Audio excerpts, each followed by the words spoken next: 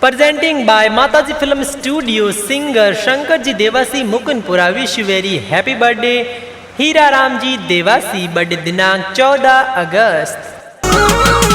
Wish you very happy birthday, Hira Ramji आपने. सिंदला थोरो गाव कही जे पुसला परिवार जाते. माला रमजिन संतु देवी मम्मी पापा केक खिलावे.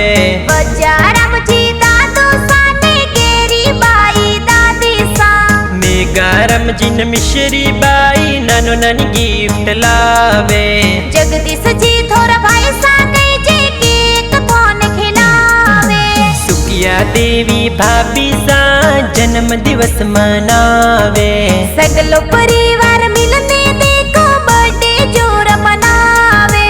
शंकर जी देवासी देखो गाना प्यारा बनावे. माताजी फिल्म स्टूडियो में गाना प्यारा बाजे.